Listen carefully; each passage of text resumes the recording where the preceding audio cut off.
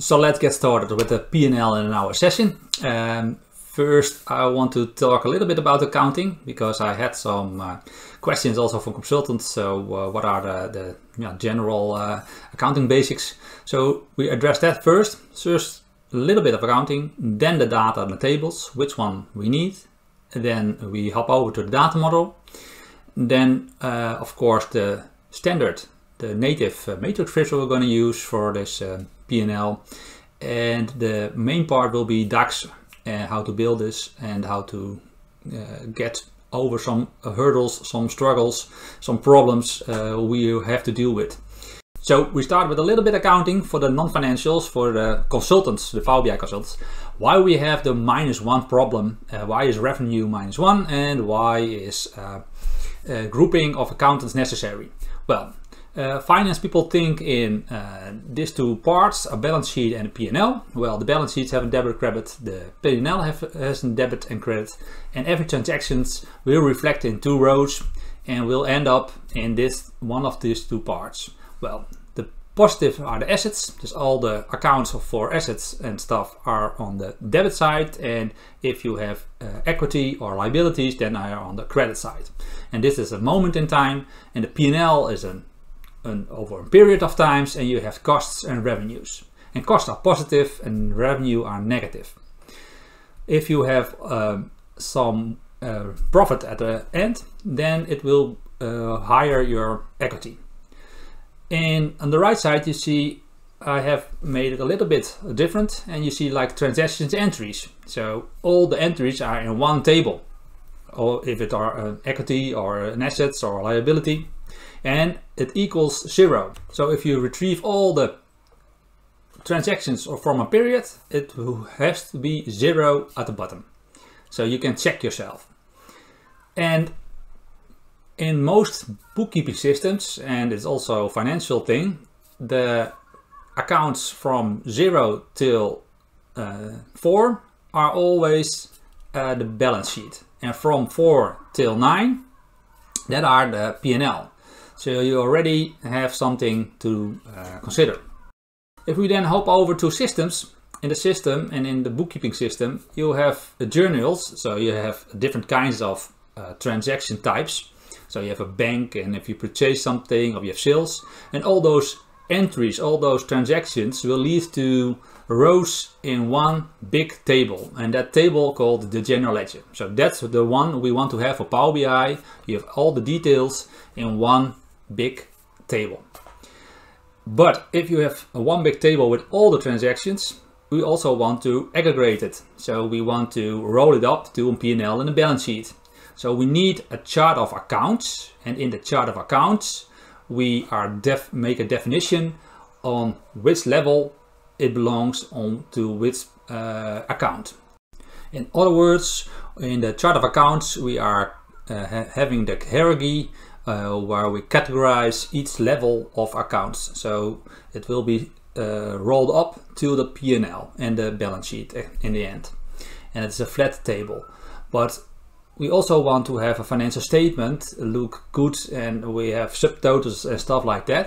So in the financial statement, it doesn't have to be the same like a chart of account. We can integrate it in one table, but you can also have two tables. One for the layout and one chart of accounts, just a flat table for the hierarchy. So then we already have addressed a lot of these tables. So which tables do we need for the P&L? So we have the general ledger with all the transactions. We have a chart of accounts in combination with a P&L layout and maybe a balance sheet layout. You can also combine those tables, but let's say we have separate tables in our example. And we want to have a calendar because we want to time travel. So we need a dimension in a calendar for all the days. And we want to have an organization structure because we want to separate our P&L for departments or units or whatever. So how does the data model look like in real life? So we place this in Power BI. So we're gonna place the P&L format and the balance sheet format on top. Then we have a chart of accounts, the calendar and the organization like dimension tables, the lookup tables, and we have the general ledger with the fact. In real life, the general ledger and the chart of accounts are probably on your system, and the organization structure is probably in another system, and the calendar you will retrieve from, I like the Melissa calendar, but you can also bring in a different Power BI calendar. For learning purpose, I rebuilt a little bit of AdventureWorks database, so they already make it revenue positive, but I just explained that the revenues are always negative because of the bookkeeping rules. So I have also made the revenue negative and the cost positive. So it's more like a real scenario. But I have put it in Excel, so you can join and you can rebuild this tutorial. So now we're gonna take a look at the relationships. And I just showed it in Excel. So you can see here, this is the P&L format. The P&L format, we make a relationship based on the P&L section with the account group name. Normally we would do the numbers, but for educational purpose, we are now going to do it on names. And then from the chart of accounts, we have the primary key. So that's the account that's unique in every row. And in the multiple side, it's on the general ledger, and that's the account column. We also have like two other dimensions. We have the calendar, so we connect the calendar to the date on date, and we have our organization structure, and we combine that with the division number. I think it's the organization column. So now we have combined, and we have made the relationships, one on the top, many on the bottom side, and we are good to go. So let's hop over to our Power BI desktop and let's take a look at the model view of the relationships. So you can see the organization is connected based on the division number and the organization key. The calendar is connected on date and the date column, and the account code also on both sides, the account code. Now we have also the profit and loss and the chart of accounts. So this is our pretty table, and we have P&L section connected with the account group name. And we're gonna take a closer look to the P&L section, because this one has to be unique on this side, on the one side. So we have put in a 1 and a 1, 2, 3, etc. And we're gonna showcase the P&L layout in our matrix visual. But this is also addressing the first problem. Well, because we want to show white lines. So you can see here we want to show white lines because we have a certain layout we want to provide our users. It is not possible if I want to sort. So we have here a P&L sort. So I have a sorting order, and I want to sort the P&L layout. So let's do that. So I grab this column. I say sort by another column, and I want to do it on the P&L sort. Now you can see we cannot do that, because we have a multiple blank rows, and this is unique, so it cannot match them. So we have to do a little trick. So I open my source file and my source table, and I simply gonna make this one first time unique. So I also gonna put in 1, 1, 2, 3, and 1, 2, 3, 4. Now every row in this table is also unique. I save this one. I close it. I'm gonna refresh this one. And by going to the home page, we're gonna refresh everything. And now you wanna see, while it's loading, you will see here appearing the 1, the 1, 2, the 1, 2, 3, and the 1, 2, 3, 4. So probably we have to save this one and open it again. Sometimes it works one, but sometimes we have to do that. So let's do that. So I pause the video. So I paused it, I saved it like with number 2, and I reopened it. So I closed the file and opened the file. We go now to the profit and loss layout, and you will see we now can sort by the column P&L sort. So you're gonna work on it. Yes, working on it, and now it's sorted. But we didn't want to have this 1, 1, 2, 1, 2, 3, 1, 2, 3, 4. Well, we're gonna remove this one from our Excel file, and then we're gonna refresh it again. And Power BI will still know that's sorted on this way. So let's take it to a test. Let's do it. So I grab my Excel file, I remove the 1, 1, 2, 1, 2, 3, and 1, 2, 3, 4. Save it. Close it. Refresh this one. Well, didn't pass for this one. And now we can see this gone and take it to a test write. So we're gonna take the table. I'm gonna grab the profit and loss, the column layout, and we're gonna see if we are sorting by clicking on this little icon. It is remembered the sorting from the P&L sort. So this is now, so we can create white lines, whatever we want. So even if we refresh this button, or we close the file and we start the file anew, again, then Power BI will still on the water keep in memory that this is the sorting order for the P&L layout, even with the blank rows. So that's very nice. So we have now addressed the accounting. We have talked about the tables we need. We have set up the data model. We make the relationships and even have our first problem solved with the white lines. So now it's time to make it a visual, a matrix visual. So if we just select the table we created and we make a matrix visual, now it's time to go further and use DAX to build out our P&L measure. So we want to make a DAX measure that will show the revenue, but also shows rows like gross margin, and that are subtotals. And we don't want to have anything for the blank rows. So let's start with populate the revenue. How is that working? Well, if we go to the data model, we have a profit and loss layout. And in that table, we select revenue. It will filter down the chart of accounts.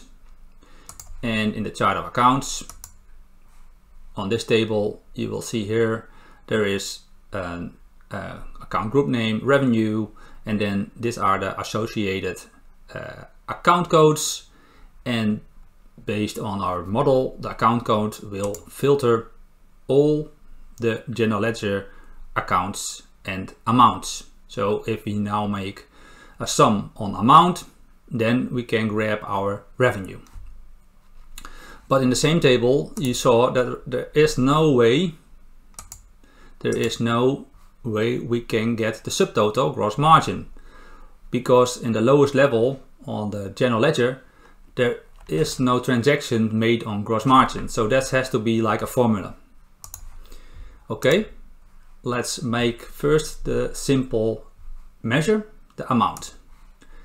I drag and drop it in here. Now, what is this amount? This amount is just a sum of the general ledger amount, like we discussed. And you can see based on the accounting rules that revenue is negative and cost of sales is positive. Let's flip that one.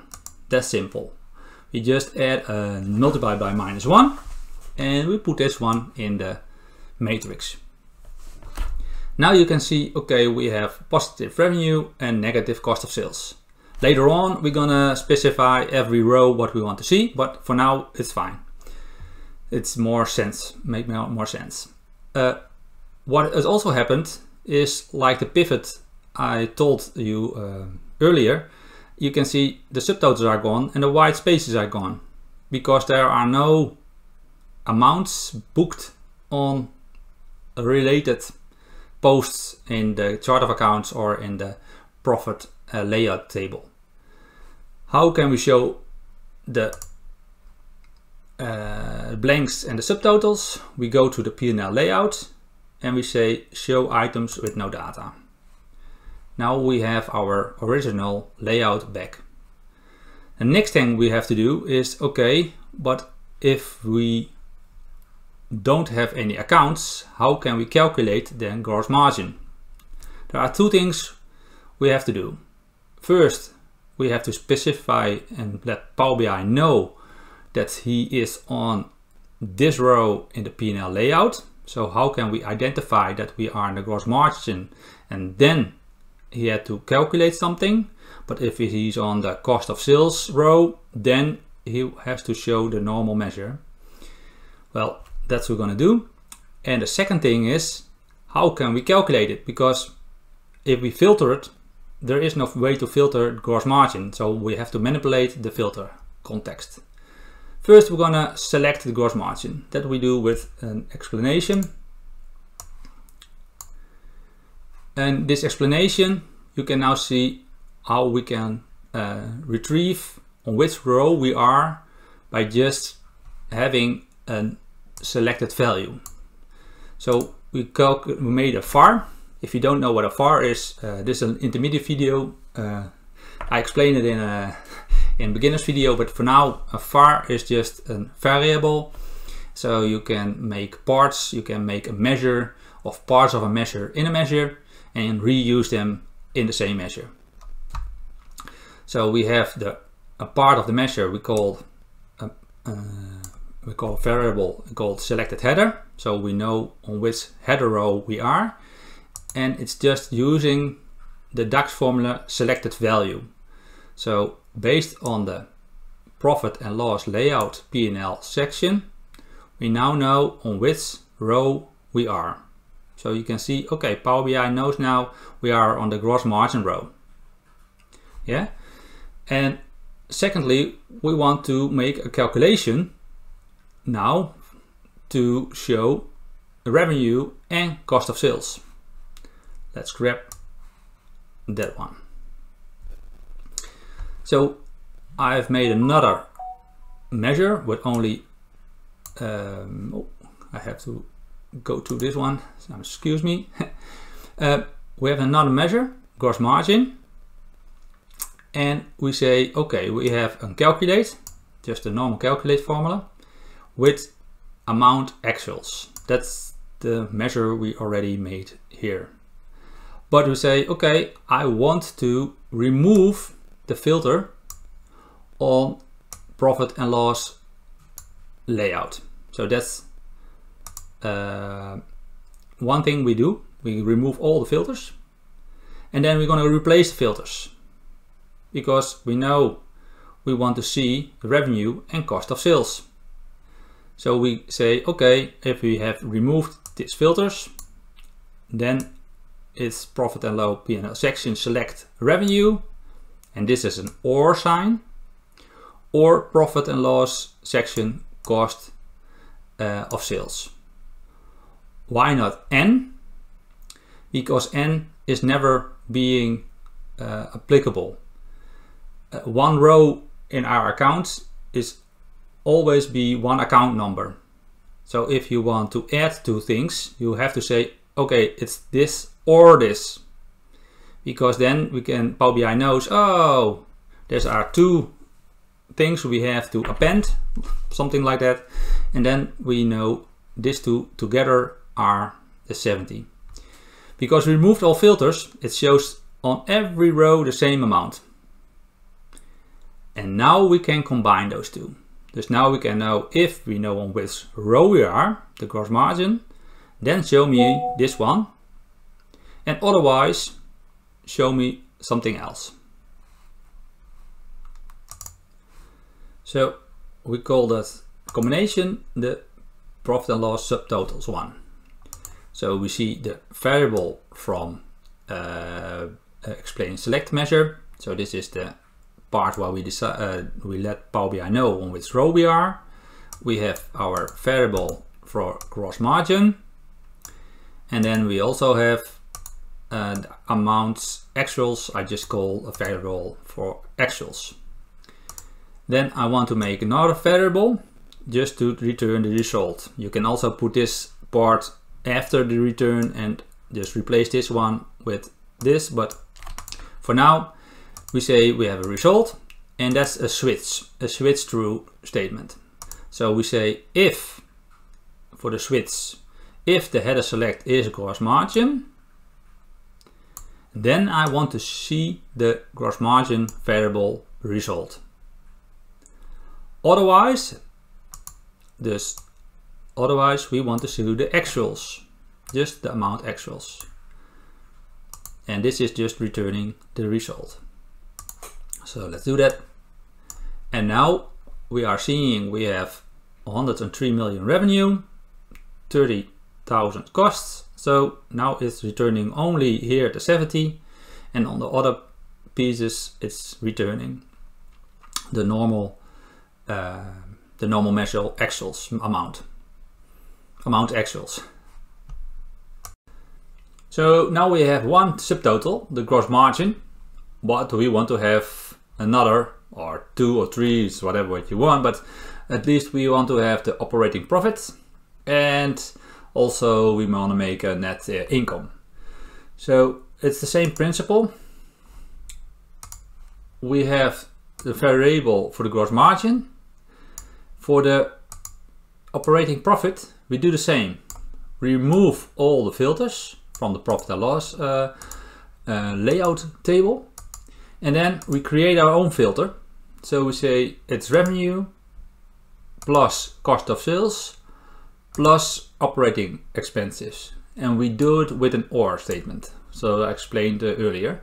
And then we just add one more line, because we say it's a switch true. Thus first it checks is this true, then is this true, and otherwise then is always the actuals. So now we have an operating profit, and it's referencing to the variable operating profit. Let's add that one. And you can see now we have also the operating profit calculated. So 70 million minus 42 million is 28 million. We're gonna do the same, but then for net income. So you can see the same structure with the OR, another variable and another row. So we add that one, because maybe you have a big P&L and you don't want to have all the OR lines. So you can see here, these are all OR lines. You can also make the same formula, but then with a different DAX formula. So let's see that. Alternative. So we can see that are the same numbers everywhere, but just a little change in the how you write it. So let's see the prof gross margin. You can say the in statement, the DAX. You can curly brackets, I think it's called in English, and in between, so you put in the table name and column, then the in statement, the DAX, DAX, DAX, and then the what you want to have in your table. So that's tidier and neater, I think. Okay, and that's probably the most important part of your P&L, what we now just did. So before we're gonna tackle the next question, we're gonna remove some substeps we don't need anymore, because we have the final measure and this in subtotals 3. So subtotals 1 and 2, and this all only for explanation, and also the alternative, remove them. And now we're gonna see we have decimal numbers, and financial people like to see sometimes thousands, and for the negative numbers they want to have parentheses around the number and not a minus. So we're going to create that, and that's just a custom setting of the number. So let's grab him. I think it is this one. Yes, so we're gonna take a look at this one. You can see here you can put in, like in Excel, numbers. So this is for the positive side, and after this is for the separator, this is for the negative side. So we have parentheses for negative side, and we also have the divider for the thousands. So now you can see we have a little bit better already the P&L in thousands, but financials, some financials don't want to have to see the costs negative, they want to see the costs also positive. But still they want to see here 70 and not 130. So how are we going to do that? Well, we're going to manipulate some more, and I'm going to grab the next measure, and this is this one. And we can see here the final result. So now it's negative, it's not negative anymore, it's positive, and this is still working the subtotal. How we did that is just very simple. We not only have in this one, this is the wrong one. I have to show, of course, the 3.4. Yes, okay, I have them. So you can see here we have added an extra line, the cost of sales. And normally we have then the normal amount actuals, but we just flipped it. So for if it's cost of sales, flip it. If it's gross margin, then just use the other part of the variables. As we do the same with operating expensive. And for the parenthesis purpose, I didn't do it with the last one, the taxes, but in most cases you want to have the taxes also then in a positive way of flipping the sign, and if you have positive taxes that it will be negative. But okay, you get the point now. So this is already flipping the sign, so that's another issue we have dealt with, and now we're gonna take it a little bit further. So we want to make it more dynamic. So we said this P&L will not be a static P&L, but more a dynamic P&L. So we want to get the down drill and not only to see the profit and loss layouts, but also the subgroups of the chart of accounts and also the accounts. So start with the chart of accounts. Let's add that layer. So accounts subgroup name, we put it beneath the P&L layout. And now you will see we have, if we expand, we have the subgroup name. But we also have on top zeros. And that's because these are the subgroup names that aren't in our P&L layout session. So maybe it's here, normally it's here a number and the total will be 0. But we have adventure work database, so that's not the issue in this case, but normally the total will be 0, and this is the balance sheet, and this is the P&L. So we only want to see the P&L. So we have to filter. So we don't have a balance sheet here, so we want to have filter the chart of accounts for only the P&L.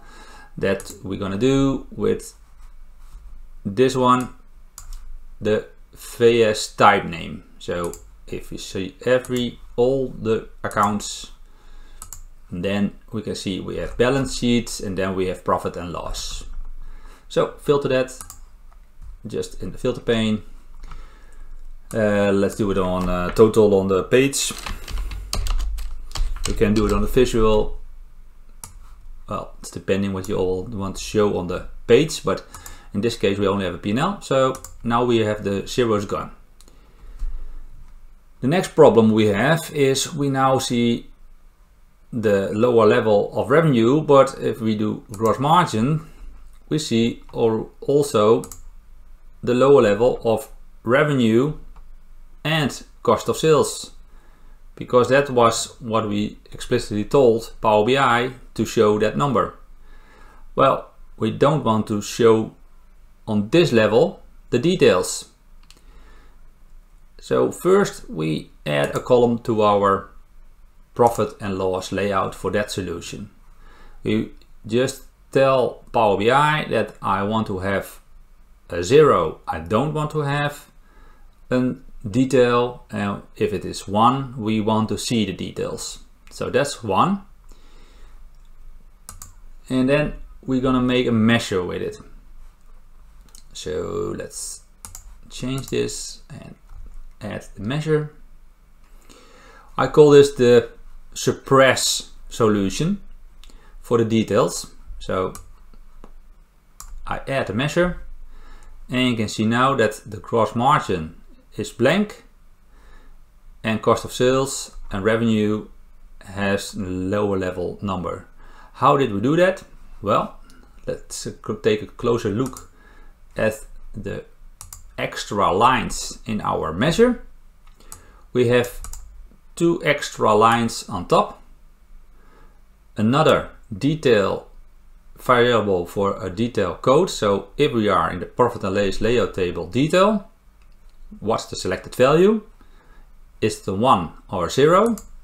So met Elton, he showed me this in a YouTube video, and the other one is the account group visible, and that's one of mine. So I want to know, am I on the highest level? So the use is in scope function determines, am I on the chart of accounts subgroup name level, or am I on the profit and loss layout level?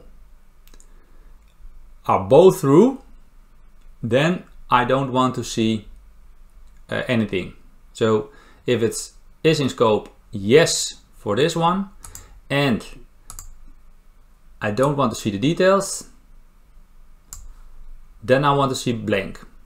So in our result, we just grab that variable and we say, okay, if that one is true, so yes, we are on the second level, and yes, we don't want to show anything about the display code, that's 0, this one, then give me a blank, not 0, a blank. And otherwise just used everything. So that's how I use the suppress method. And now you can see if we remove all the other, remove all the measures, you now see it's very nice and tidy, because if you want to collapse it, it doesn't, or expand it, it doesn't expand, and if you collapse it, it shows the same level. And if you down drill now on this one, you can see I can down drill. So that's already a very nice trick. I forgot to mention that you don't see here the net income.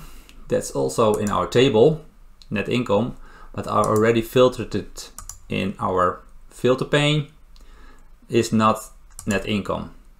And that's because in this tutorial I'm gonna use the net income on the bottom line for the subtotal, the grand total. So I don't need the net income on a separate row. So we have a nice suppressed matrix visual already for the P&L, but we don't have comparative numbers, and all the years are now in one column. So I grab the same measure, but then not in thousands, but just in euros. I'm gonna remove the measure. We have the P&L measure now, and I'm gonna add the years so you can see what I'm talking about. We have on the columns now the years, and you can see, okay, we have different numbers adding up to one total. We're gonna make a comparative measure, and it is just a simple same period last year. So we have to calculate, we're gonna reuse the P&L measure, and then we say we want to have the same year in the filter context, the same year based on the calendar date, same period last year. If I add that one, you will see, okay, we have 24 million in 2020, and last year it was 670. Well, that's true. So I'm gonna remove the years now because we want to filter it. So we have now two columns, but I want to have a slicer. Oh, adding a slicer, adding years to it.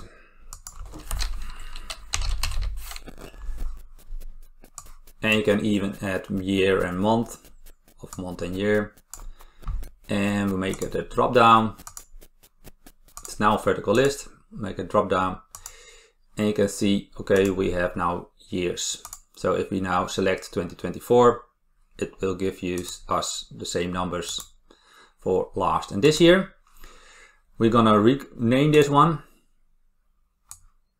So I'm gonna rename this one as selected. We selected year, and this was previous or last, of whatever you want. And now we want to have also the difference between those two. Well, that's easy. We just have a measure, a delta sign, and then select it with last year. So it's deducting, it's Lego blocks. We are using P&L and P&L last year. And now we're gonna use also the percentage. But for the percentage, I'm gonna give you an extra example. First, look at the formula. It's just dividing the difference between current year and last year. And then we are making the last year absolute. So, and that's, I'm going to show in Excel why we are going to do that.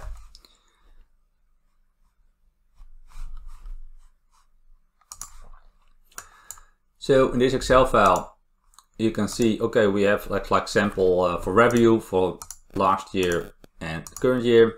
We have a variance, and then in the regular formula, we will divide that too. That's good for the positive numbers.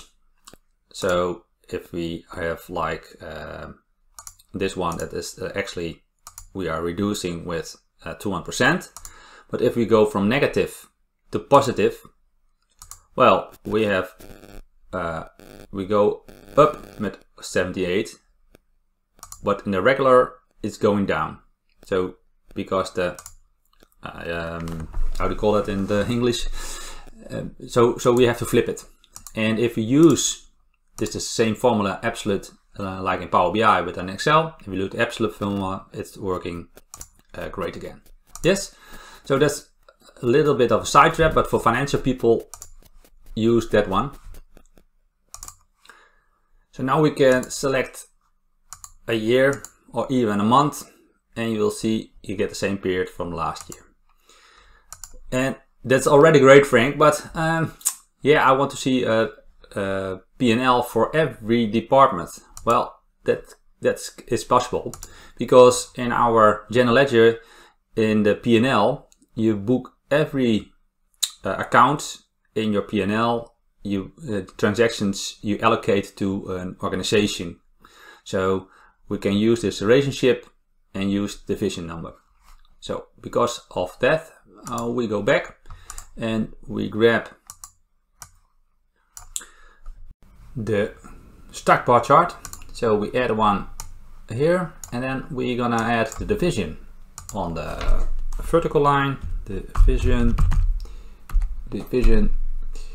and we're gonna add the measure from the delta, so we can see which organization is performing poor and which one of organization, which department of division is performing poor and which one is performing good.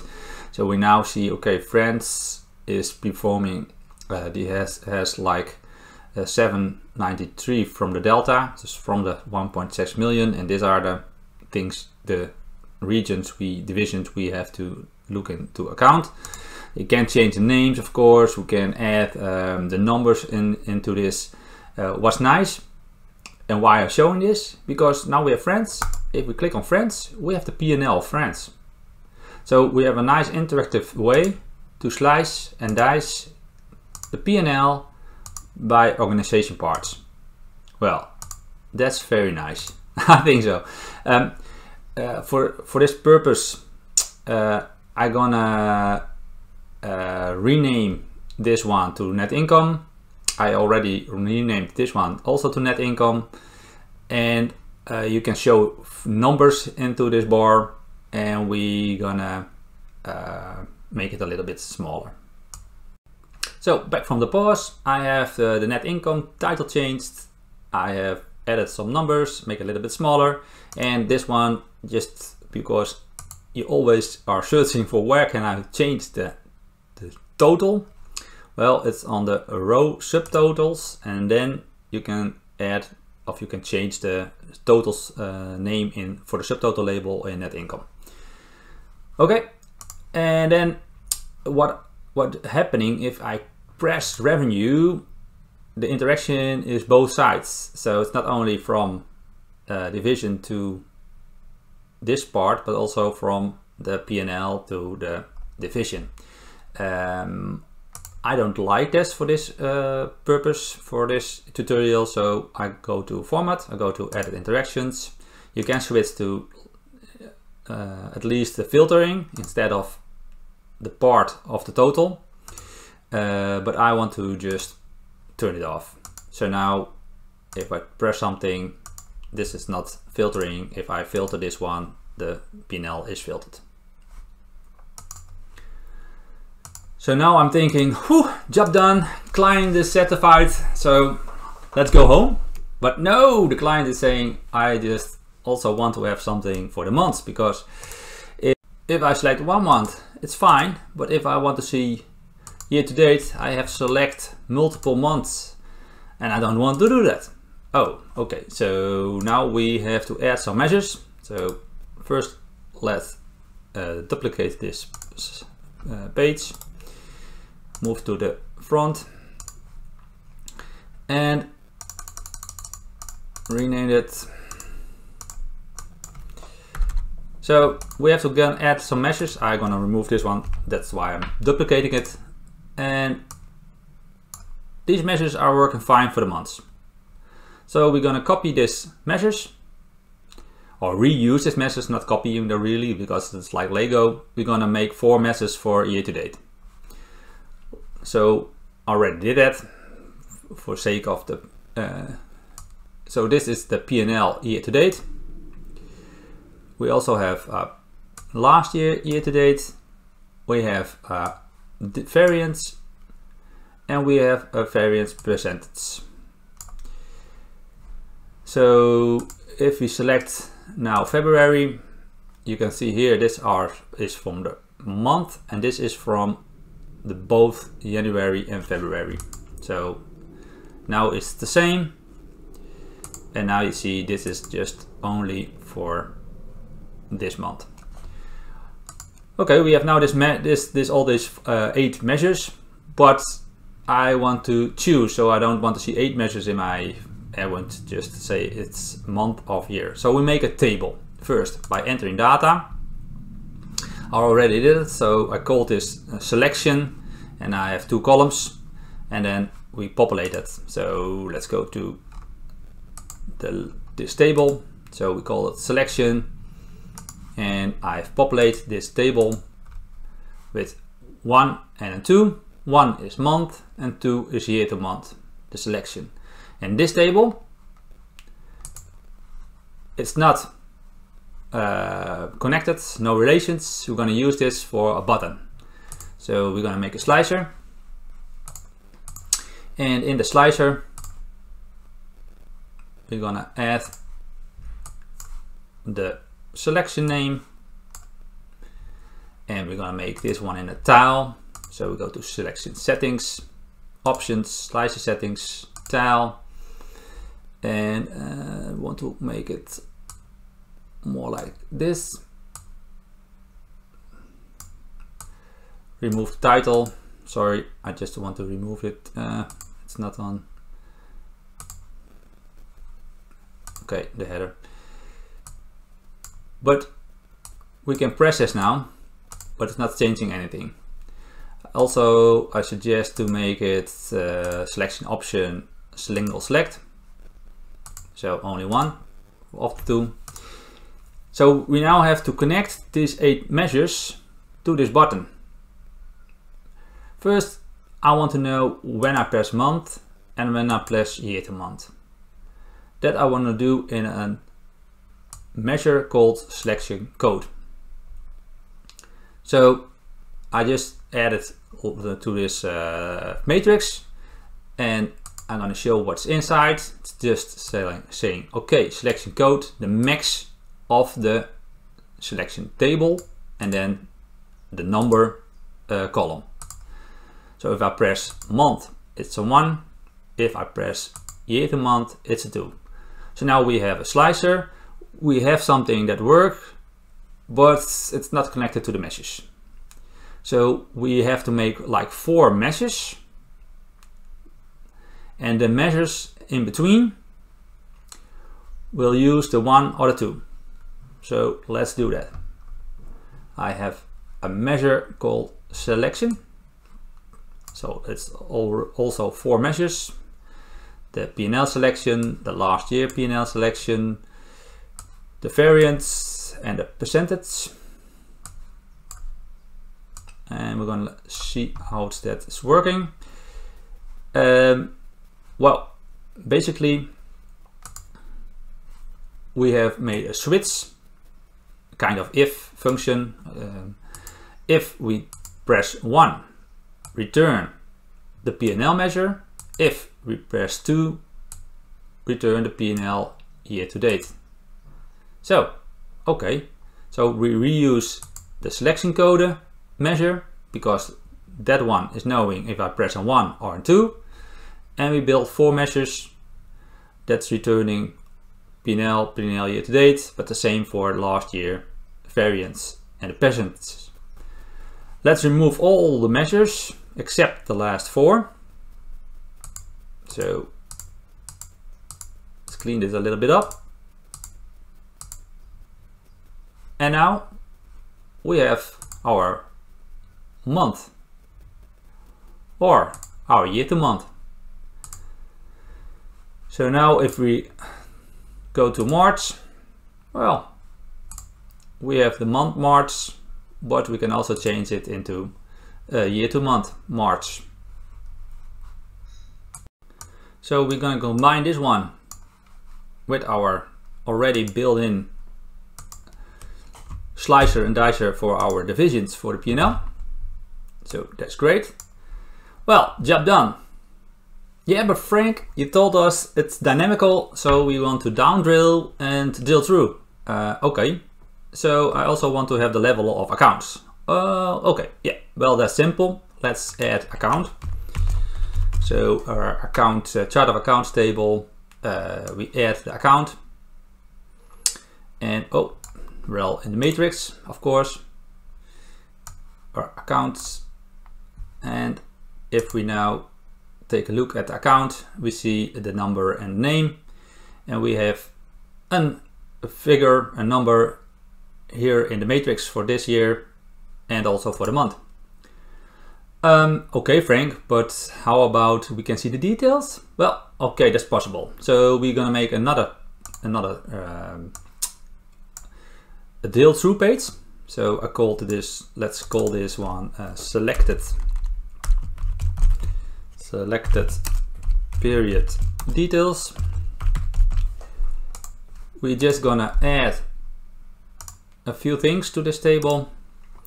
We are going to add account.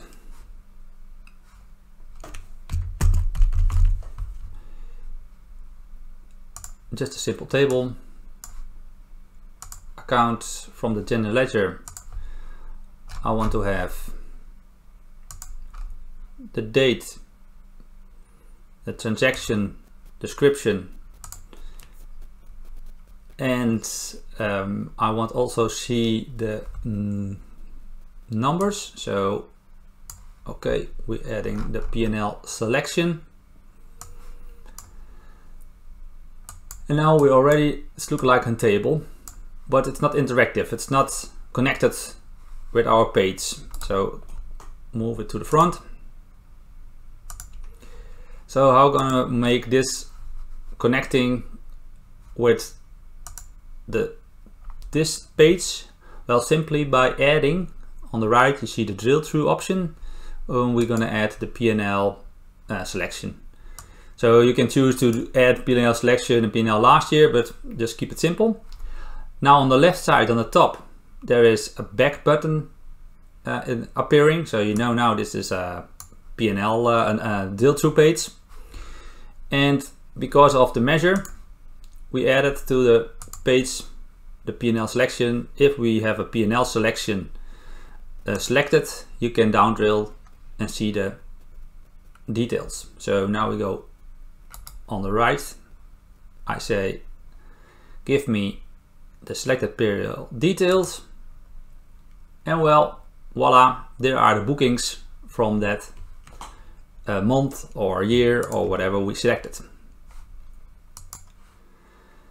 And then voila, we present this to our client and they said, this is everything we wanted. But still, Frank, we can down drill through, but we also want to see the trend. So of course we're gonna do that, but first tell you about the issue, because this is a little bit complicated. So I just paste in a clustered column chart. I added month and year, the P&L and the P&L year to date measures. And let's take a look. So we have now selected 1 month. So you only see 1 month on the x-axis. We can say with the interaction, don't use the interaction. So I don't want to see 1 month, I want to see all months. But then you get all the months and you don't have any, you cannot configure which month you want to see. So we have to make a trick for this one and use another technique. It's a technique from Alberto. I already made another video about this one. And it's adding another calendar. So we added already another calendar. I add this calendar in Power Query. So what I did, I had made a reference. So based on the calendar, I just made a reference to the calendar, and then I transform the column names with a .trend. So you know, if you select in this in the visual another column, then you know what's happening.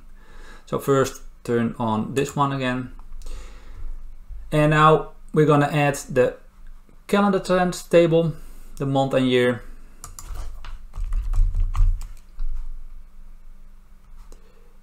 Month and year for the trend. Oh, excuse me. I will let that in the video, but sometimes that's happened. Month and year trend.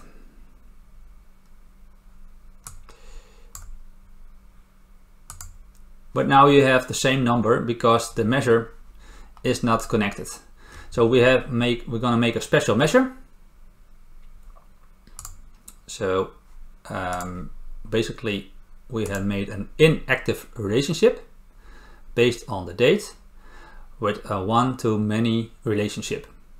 So what we want to do is we want to have grab in a measure the date we selected. Then we want to add a period from 30 months, and then we want to filter the calendar through the calendar, the general ledger. So let's see how this works.